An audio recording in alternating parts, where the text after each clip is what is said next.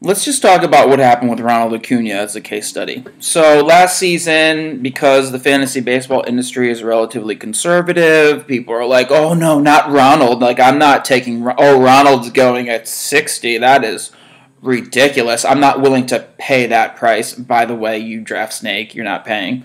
You're just waiting for your turn to take your player and then waiting again.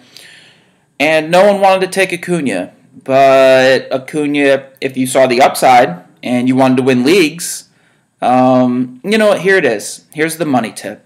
Draft for next season's ADP. Look into your crystal ball. Where are these guys going to go next season?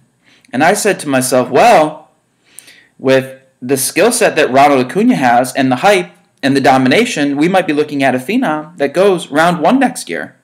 And I'm willing to take a round 1 player in round 4 or round 5.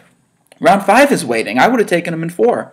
So I get Ronald in every league because I reached. Oh, he reached. Oh, he reached for Ronald. Ronald dominated leagues. I won 2 championships with Ronald Acuna on the team.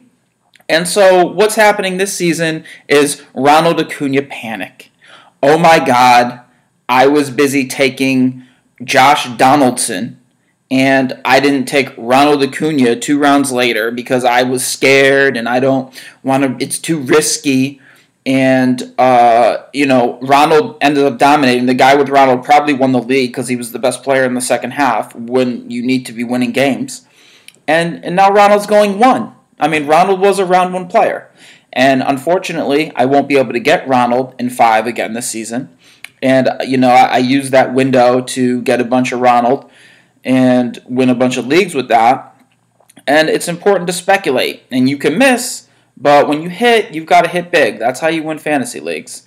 And my favorite, I'm listening to this analyst, and this is just one of my favorites. He goes, I love old veterans. I draft a bunch of old guys that had down years, so he wants Joey Votto and Nelson Cruz and Donaldson and Turner of the Dodgers, like his dream team. And they go, oh, and then I always come in 3rd. Who the fuck wants to come in 3rd? All right? Yeah, you probably come in 3rd if your model is I draft old vets because I know what I'm getting. I mean, that's ridiculous. I won't own an old vet. So if you want to win leagues, draft upside, speculate. We can talk about old vets. We can talk about where they go. And we can talk about the problem with that. But my real tip for today is draft for next year's draft. Where are these guys going to go next year? Speculate to win your draft. And everyone who wanted to pass on Ronald, they're in full panic mode because they missed out and they had a bunch of scrubs that fell off. And now Ronald's going 1. And if Ronald's worth 1, I'm looking at the skill set. We can talk about that. We can talk about, is Ronald worth a 1 this year? And the reason you're going to have to get him is the overreaction. And then you've got NFBC ADP. And Ronald has launched himself into the middle of round 1. And he was a great pick last year, but everybody missed the boat because it's a conservative league. And guys want to draft floor and old vets and things they know, as opposed to looking ahead and speculating on things like youth development, young players being healthier, and other things that go along with not drafting old players, which I may touch on next.